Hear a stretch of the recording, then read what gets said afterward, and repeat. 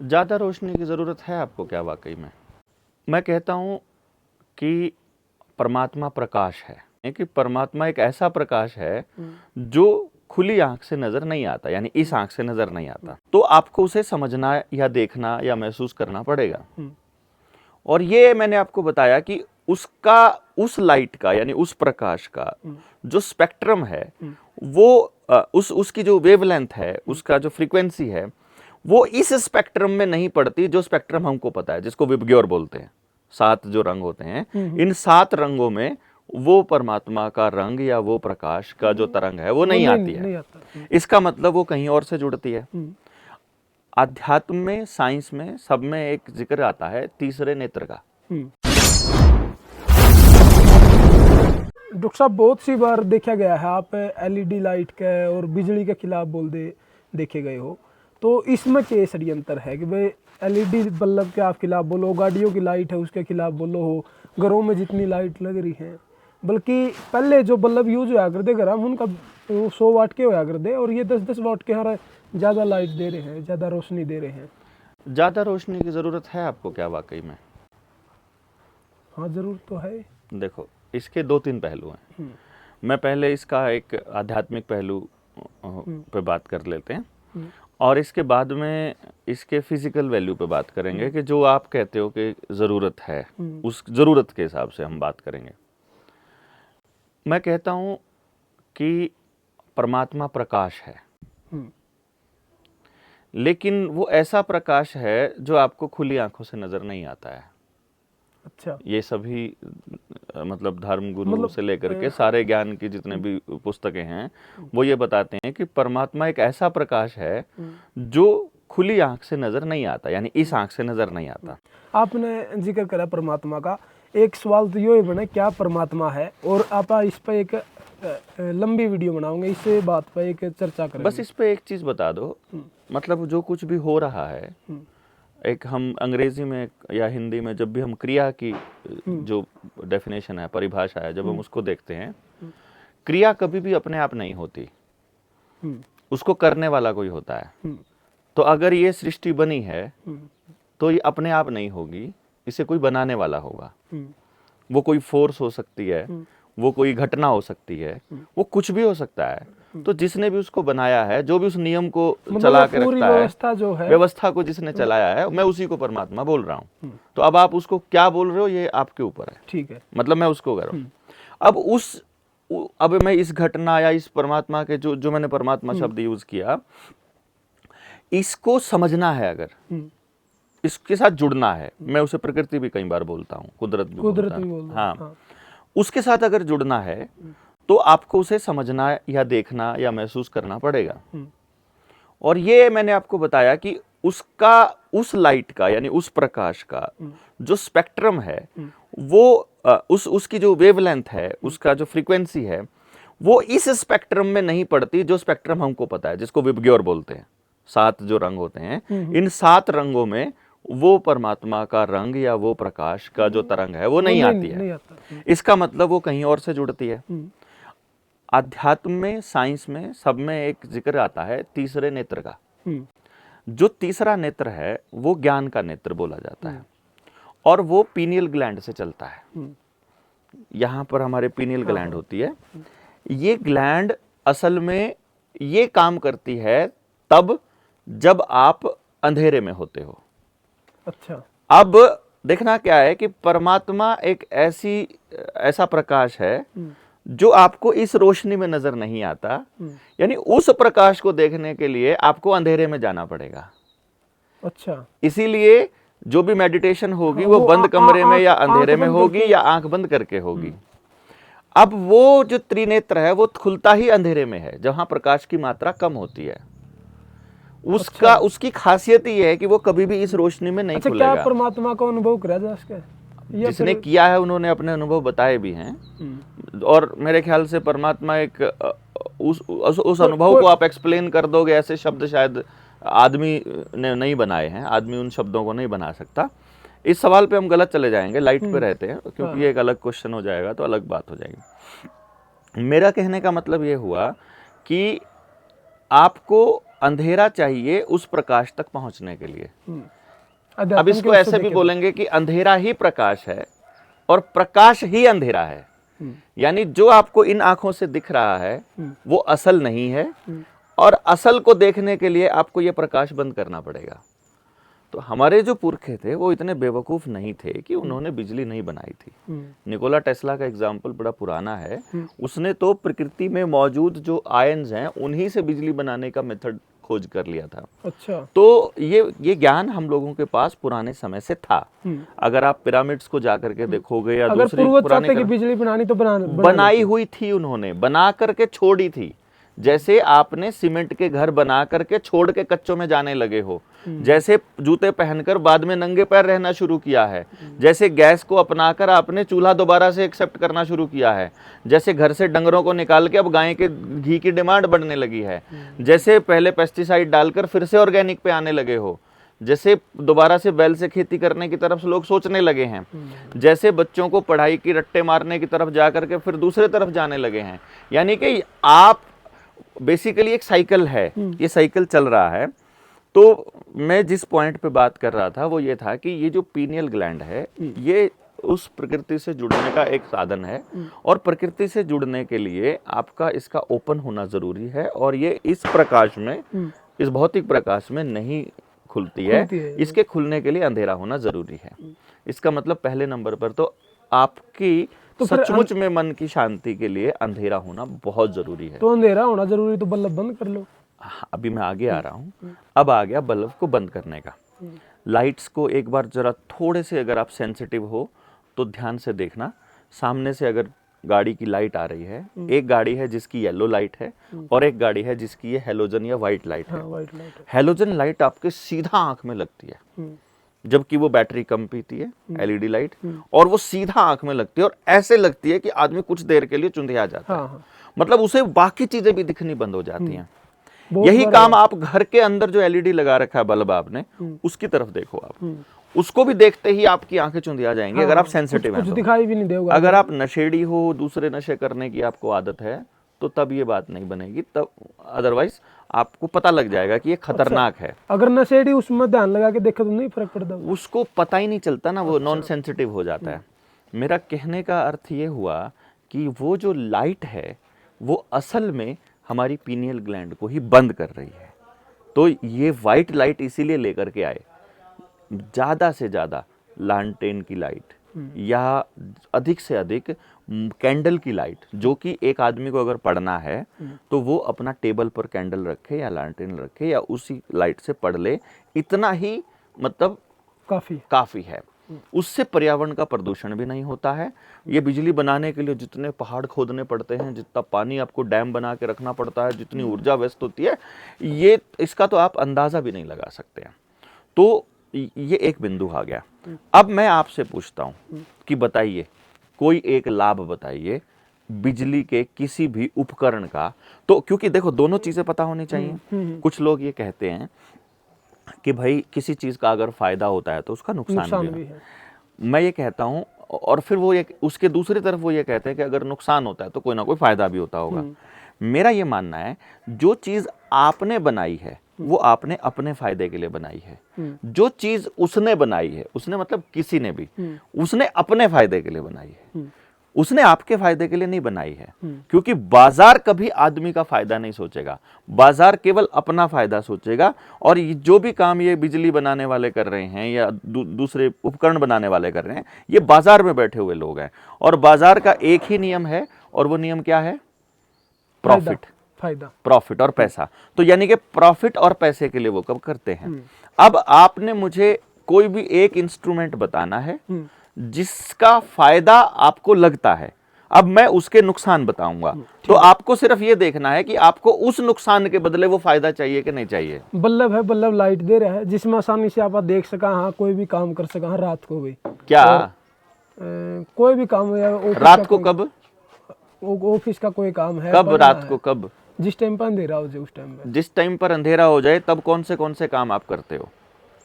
उस टाइम पे कोई पढ़ने का काम अगर आप खाना खाते हो, अगर आपने 5 या 6 बजे के बाद खाना खाया है तो 8 बजे आपका लीवर काम करना बंद कर देता है, तो आपका वो खाना हजम नहीं होगा, वो पेट में मल के रूप में पड़ा रहेगा और सुबह वो पेट भी पूरी तरह से खाली नहीं होगा। इसका मतलब आपका लीवर फैटी हो जाएगा उस लाइट में जो आपने कहा। अच्छा। दूसरा काम किया आपने पढ़ने का, अगर आप दिन में नहीं पढ़ सकते तो रात को पढ़ के बहुत तीर नहीं मारने वाले हो।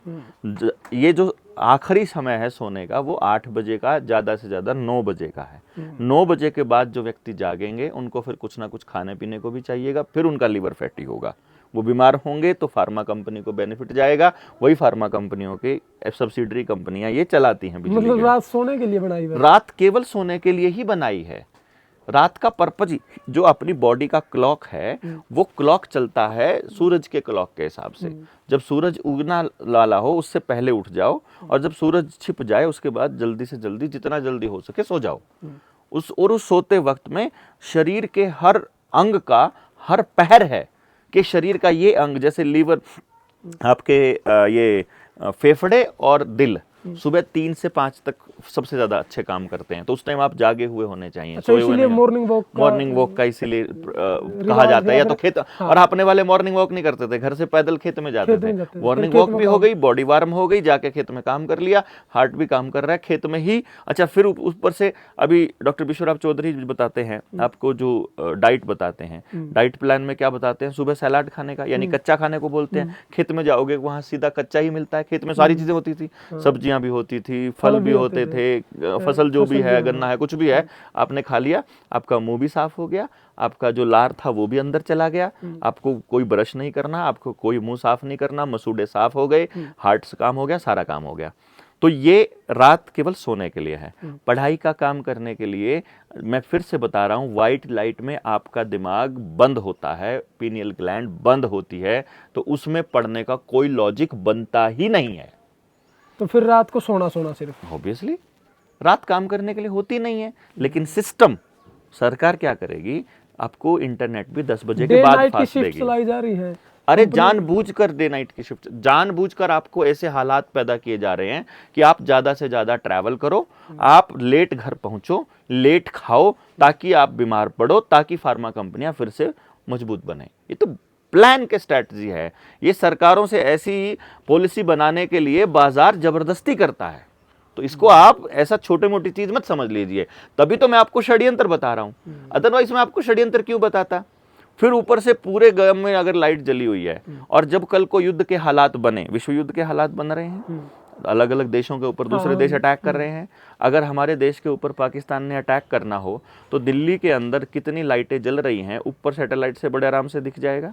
वो लाइटें जलते हुए दिल्ली के बिल्कुल बीचों बीच बम डाला जा सकता है, बस।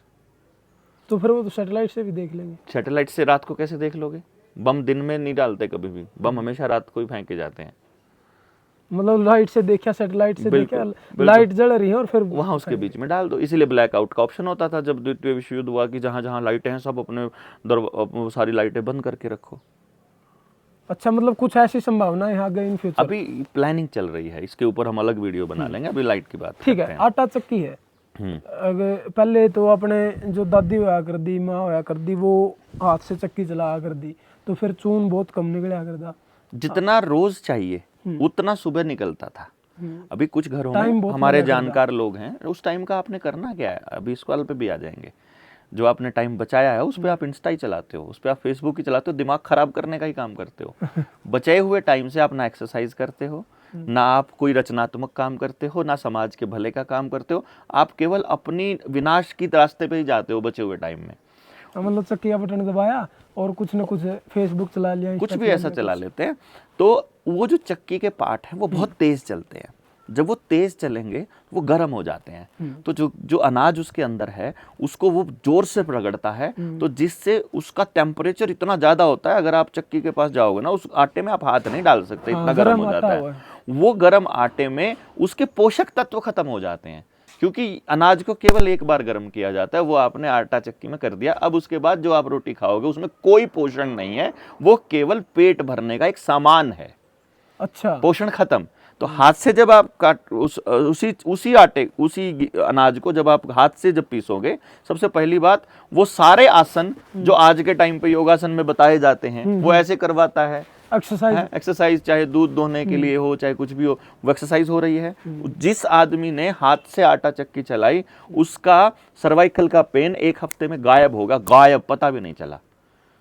जिसने डेली सुबह सिर्फ कितना करना है, घर में 3 लोग हैं, तीनों लोगों ने अपने जितना आटे का चक्की चलाना है, जितना वो खाता है, जितना खुद 1 कटोरी आटा या 2 कटोरी आटा, उतना बस उतना चलाना है। कितनी देर लगेगी? 10 से 15 मिनट यार, आपको समय ज्यादा लग रहा है। सबसे पहली बात, आप हेल्दी हो रहे हो, आपकी ये जो सर्वाइकल का पेन है ये खत्म हो रहा है, और दूसरा जो आटा है वो मोटा आ रहा है, बिना गर्म किया हुआ, सारा पोषण है। मोटे आटे की रोटी हेल्दी होती है। ठीक है, और बताओ। अच्छा, जो और लाइट थी, जो पहले लाइट थी वो ठीक थी या फिर वो भी गलत लाइट थी? है ही नहीं। जो आपकी आंखें जहां थोड़ी सी चुंधियाने लगे, मतलब हल्की सी भी बंद हो, जो लेके आ रही है बिजली आपके काम की नहीं है। आप एक काम करना, ईएमएफ जो है इलेक्ट्रोमैग्नेटिक फोर्स होता है, उसको मापने का एक यंत्र होता है, एक छोटा सा डिवाइस है जो रेडिएशन को चेक करता है। आप ईएमएफ मीटर लेकर आओ और आपके घर में जहां जहां वायर है दीवारों में, वहां चेक करो कितना ज्यादा रेडिएशन है वहां। वो जो छोटा सा मीटर हो जो लगा के चेक करे। जो ना एक ईएमएफ मीटर आता है जो यहाँ रख दोगे तो रेडिएशन को बता देगा। अच्छा। वैसी रेडिएशन को आप घर में जहाँ बेड के बराबर में प्लग है ना, कई बार चार्जिंग के लिए बहुत शाणे लोग वहाँ पूरी वायर बिछाते हैं, अब उसमें बिजली कंटिन्यूअस चल रही है। अब बिजली कंटिन्यूअस चल रही है तो जब भी किसी तार में से बिजली चलती है ना, करंट पास होता है, तो उसके चारों तरफ एक मैग्नेटिक फोर्स पैदा होता है। मैग्नेटिक फोर्स पैदा होता है तो इसका मतलब वो जो चीज है वो इलेक्ट्रोमैग्नेटिक है। हमारी बॉडी भी सारी की सारी इलेक्ट्रिक सेल से बनी है, उसमें जो माइटोकॉन्ड्रिया वो भी सेल बनाता है। तो हमारी बॉडी पूरी की पूरी इलेक्ट्रिक है, पूरी बॉडी मैग्नेटिक है। मैग्नेटिक भी है, इलेक्ट्रिक भी, तो इलेक्ट्रोमैग्नेटिक है। धरती भी इलेक्ट्रोमैग्नेटिक है। तो हमें धरती के साथ ज्यादा से ज्यादा कनेक्शन इसलिए बनाना पड़ता है कि यदि हमें हेल्दी रहना है तो इलेक्ट्रोमैग्नेटिक चीजों के साथ आपको उनके सिंक्रनाइजेशन में आना पड़ेगा। जो पहले शुरुआत में बिजली की फिटिंग आ रही थी पुरानी हवेलियां में, या फिर जिस टाइम पर शुरुआती दौर की बात करा, तो उस टाइम पर फिटिंग जो है करती वो एक लकड़ी की फट्टी लगा के न, पहले लकड़ी की फट्टी लगा कर दी, फिर उसके ऊपर को वायर लगा कर दी। घर में 1-2 कनेक्शन हुआ कर दे, एक बल्ब जल गया या फिर एक प्लग होगा, प्लग का तो कोई काम भी नहीं होगा, कोई पंखा चल लिया, कुछ इस तरीके का, तो फिर वो इसी तरीके से था। ना उसका कोई लिंक नहीं है, वो तो एक सुविधा की बात थी। पॉइंट ये है कि वो तार जहां से जा रही है वहां इलेक्ट्रोमैग्नेटिक फोर्स है, तो जो कि हमसे उल्टा है। लकड़ी होगी उसके नीचे। अरे वो लकड़ी तो नीचे, लकड़ी से कुछ दीवार का कोई सीन नहीं है, वो वायर तो है ना वहां पर। उस वायर के थ्रू जो इलेक्ट्रोमैग्नेटिक फोर्स वहां बन रहा है, वो जो जमीन वाला इलेक्ट्रोमैग्नेटिक फोर्स है वो शरीर के लिए हेल्दी है, और जो उस वायर वाला है वो नुकसानदायक है। आप चेक करना। अच्छा। जिस गांव में, जैसे एक गांव है भिवानी के अंदर निमड़ीवाड़ी, उस गांव में हाई टेंशन वायर का एक जाल बिछा हुआ है। उस गांव में आप जाकर देखो, एक भी डंगर जो है वो नए दूध नहीं होता है नेचुरली। अच्छा। और नई जो लड़कियां हैं, नई जो बहुएं आती हैं उस गांव में ब्याह करके, वो प्रेग्नेंट नहीं हो पा रही है। मतलब उनके उस गांव के चारों वो है, वो इलेक्ट्रिक वायर्स का इतना तगड़ा जाल है। और उस गांव के कैंसर के रेट जाकर के पता करो, और उस गांव के बॉडी कैसी बच्ची वो जाकर के पता करो, उस एरिया के अंदर जहां कंपनियों के साथ उनकी लड़ाई चलती रही, लगातार लड़ाई चलती है। अभी जबरदस्ती वहां टावर बिछाए जा रहे थे, वहां एक पावर हाउस भी है नजदीक में। मैं सिर्फ ये बताने की कोशिश कर रहा हूं कि ये जो बिजली वाली जो इलेक्ट्रोमैग्नेटिक वेव्स हैं, ये आदमी के शरीर के इलेक्ट्रोमैग्नेटिक फोर्स के उल्टा काम करती हैं, यानी ये हमारी बॉडी को उल्टा बीमार करने का काम करती हैं। तो जिस घर में बिजली की तारों का जाल बिछा होगा, उस घर के अंदर बीमारियां ज्यादा होंगी, जिसमें ज्यादा बिजली यूज होती होगी, जहां ज्यादा बिजली के उपकरण इस्तेमाल किए जाते होंगे। तो आपने तो बल्कि अब तो आपके घर के अंदर आपकी बेड के बिल्कुल बराबर में प्लग है, वहीं प्लग लगा करके आप मोबाइल को चार्जिंग पे लगा के रखते हो, और वो 24 घंटे आपकी बॉडी के आसपास वो रात को सोते हुए भी आपको सुस्त बना के रखते हैं, ताकि आप जब जागो तो भी आप सोए हुए ही जैसे बिहेव करो। आपको ज्ञान की कोई बात बताने लगे तो उल्टा, जैसे अब हम किसी को बताने लगेंगे ना, तो वो हमको ही गालियां देने लग जाते हैं कि तेरा तो दिमाग खराब है, तेरा तो ये खराब है। तो कोई बात नहीं, वो बेचारे को जितनी समझ है वो उतना बोलता है, उससे कोई फर्क नहीं पड़ता है। हमें पता लग गया, हमें बताना चाहिए, हमें ऐसा लगता है, इसलिए हम बता रहे हैं। कोई फर्क नहीं पड़ता कौन कैसे सोचता है। बिंदु ये है, जो जिस पॉइंट पे मैं बात कर रहा था, आटा चक्की आपने बता दिया, आपने वो बता दिया। और बताइए कोई इलेक्ट्रिक उपकरण। अच्छा, इसमें ये तो आपने बता दिया, आपने तो फिर सारी चीजें बता दिया। आटा चक्की होगी, मोटर में आपने बता दिया, बल्ब में आपने बता दिया, बिजली के तार में आपने बता दिया। तो ये तो सारा मतलब सवाल खत्म हो गया। लेकिन इसका समाधान भी ये है कि भाई इसने छोड़ देना चाहिए, छोड़ना ही पड़ेगा। तो फिर आपने क्या करा, मतलब आपने इन चीजों को फॉलो करा? देखो मैं एक बात बताता हूँ, मैं मोबाइल के बिल्कुल पक्ष में नहीं हूँ, लेकिन अभी मोबाइल में ही वीडियो बन रही है। अगर ये हालात नहीं होते तो मुझे ये वीडियो बनाने की ज़रूरत नहीं होती। मैं अभी किसी अपना एक छोटा मोटा कोई स्कूल खोल करके वहाँ पढ़ा रहा होता, तो मेरे को इसकी ज़रूरत नहीं थी। पर आप सब लोगों को बताने के लिए मुझे इसका सहारा लेना पड़ रहा है। मैं इसका गुलाम नहीं हूँ, बल्कि मैं इसका इस्तेमाल कर रहा हूँ। इसी तरह से बिजली के उपकरणों का मैं गुलाम नहीं हूँ। मतलब कि भाई मैं ऐसी कोई चीज़ ऐसी नहीं है जिसका मैं इस्तेमाल नहीं करता हूँ फिलहाल के रूप में, क्योंकि अभी मेरी व्यवस्था मुझे अलाउ नहीं कर रही, और मेरी नहीं कर रही तो फिर आपकी भी नहीं कर रही, आपकी नहीं कर रही तो किसी और की भी नहीं कर रही। तो अगर किसी की भी व्यवस्था अलाउ नहीं कर रही है तो इसीलिए ये जागरण चल रहा है कि ये जागरण अगर गांव के लेवल पे हो जाए और गांव अगर ये तय करे कि क्या रास्ता अपनाया जाए, क्या हम बैल से चलने वाली ऐसी चक्की बना सकते हैं जो आराम आराम से पीसते भी रहे अनाज को, और उस बैल की भी उपयोगिता हो गई, गाय की भी हो गई, साथ में गोबर भी मिलेगा, साथ में हमको वो कम गर्मी वाला आटा भी मिल गया, और पूरे गांव को मिल जाए, गांव के लेवल पे हो तो। इसी तरह से जो दूसरे उपकरण है, बिजली की बहुत ज्यादा इमरजेंसी की जरूरत है, तो गांव में कुछ बिल्डिंग्स जो हैं वो हमारे पास सरकारी होती हैं, गांव की सामूहिक, वहां पर जो बिल्डिंग के अंदर इस्तेमाल करने वाले उपकरण है वो वहां रख दिए जाएं। जिसको भी यूज करना वहां जाके कर ले, अपने घर के अंदर इसका इस्तेमाल ना हो, क्या दिक्कत है इसके अंदर। रही बिजली की बात, आपको रात को जब कुछ करना ही नहीं है तो बिजली का करोगे क्या आप? रात को तो सिर्फ निशाचरों को करना है, सोना तो फिर रात को चलने वाले वो दूसरे जानवर होते हैं, तो हम नहीं है रात को चलने वाले जानवर, हमारा नहीं है काम रात को, तो ऑब्वियसली आपकी जरूरत वो है नहीं। दिन में अगर हीट होती है, इन्होंने ज्यादातर सीमेंट के जो घर बना दिए हैं, इनमें आपको एसी की जरूरत पड़ती है। आपके पेड़ कटवा दिए जो नेचुरल पेड़ होते थे, और हाइब्रिड पेड़ लगा दिए। जो हाइब्रिड पेड़ है वो नेगेटिव एनर्जी देता है, साथ में वो शीतलता नहीं लेकर के आता, मतलब वो टेम्परेचर में कमी नहीं करता।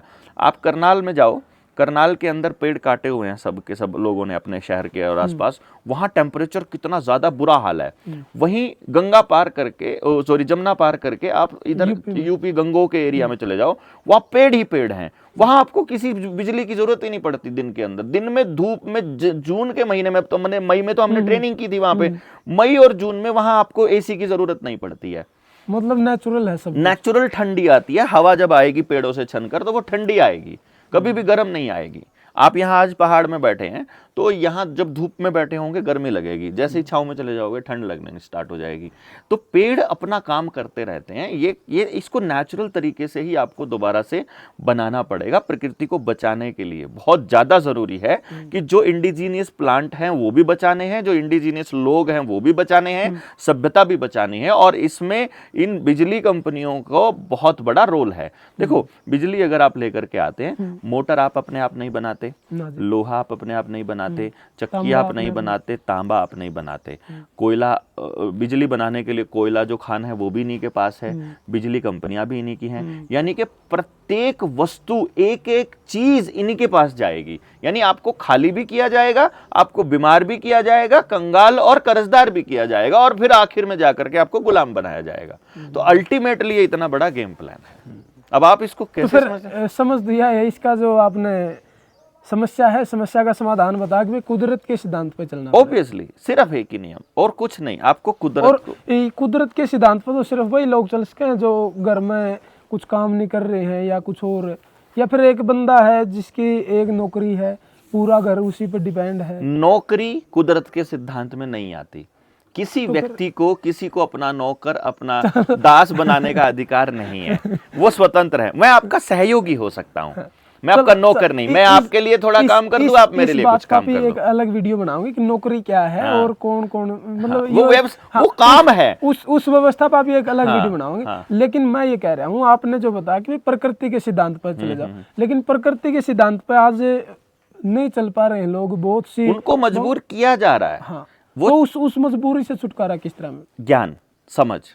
जैसे मैं मजबूर नहीं हूँ, मैं गाड़ी चलाता हूँ, लेकिन मैं मजबूर नहीं हूँ, उस गाड़ी के अधीन नहीं हूँ। मुझे अगर समाज को नहीं जगाना हो तो मैं नहीं जाऊंगा, मैं अच्छा, सुबह एक 4 बात बजे बताओ, उठूंगा, अपने खेत में काम कर लूंगा। अगर यो जागरण जो आप कर रहे हो, आप जगह जगह पर जा रहे हो, मीटिंग कर रहे हो, सेमिनार कर रहे हो, अगर ये सब नहीं करना हो आपको, तो आप कुदरत के सिद्धांत पर जियो। अब बिल्कुल बिजली बिल्कुल बिजली बिल्कुल, छोड़ मैं दोगे, सुबह आप 4 फोन छोड़ बजे, दोगे। हाँ मैं 4 बजे उठो, 4 बजे उठकर अपने खेत में जाओ, खेत में काम करो, उसके बाद दोपहर को आओ, आकर अपने बच्चों को पढ़ाओ। गांव के अंदर मेरा पढ़ाना मेरा व्यवसाय है, मतलब तो मैं पढ़ाऊं। जो लोग समाज के लिए अपना सहयोग नहीं दे पा रहे, वो खुद के लिए कर ले, तो एक बड़ा परिवर्तन हो जाएगा, ऑटोमेटिकली हो जाएगा। ये जैसे कुछ लोग ये कहते हैं ना कि चेंज पहले खुद से लाना पड़ता है, हम ले आएंगे, हमारे लिए कोई बड़ा काम नहीं है, क्योंकि हम इसके अधीन नहीं है। सिंपली ना, देखो मैंने अपना एक तरह से ये समझो कि किसी के साथ लेन देन के लिए, मतलब फ्रीक्वेंटली, जैसे मैंने अपना बैंक अकाउंट इस्तेमाल नहीं किया कभी,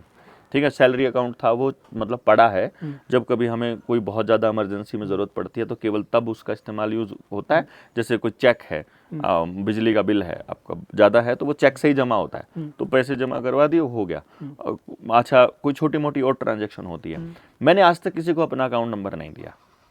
अच्छा, 2014 के बाद, मतलब 2014 तक ज्यादा आपने करेंगे यूज तो करा, 16 फिर छोड़ तक थोड़ा दिया। बहुत धीरे धीरे करके छोड़ दिया। मतलब 16 में जब मैंने इंस्टीट्यूट छोड़ा था, अपना बंद किया था, अच्छा, उसके बाद तो मैंने कभी भी बैंक अकाउंट किसी को दिया ही नहीं। जो फोन आप यूज करो हो, ये फोन सिर्फ मतलब आगे मैसेज भेजने के लिए या फिर जागृति लाने के लिए इसी में इस्तेमाल करो, या फिर आप कहीं फजूल में अपना टाइम इंस्टा पर, फेसबुक पर या सोशल मीडिया पर? देखो, सोशल मीडिया को देखने के लिए मैं इस्तेमाल नहीं करता, लेकिन खबरों को जानने के लिए, हमें अपडेटेड रहने के लिए उसको यूज करना पड़ता है। मैं स्क्रॉल नहीं करता कभी भी, मैं सर्च करता हूं मुझे क्या देखना है, कि आज इंडियन एक्सप्रेस ने क्या छापा है, आज इस अखबार ने क्या छापा है, कौन क्या कह रहा है, और इस बात का क्या संबंध है, क्या मतलब है इसका और षड्यंत्र के साथ। मैं केवल इतना देखने के लिए, और उसके बाद अपनी जितना मेरे पास समय भी नहीं होता ना मेरे पास, तो मैं तो सुबह उठते ही तो इस काम पे लगता हूँ, जागरण पे, और रात तक ये जागरण चलता है।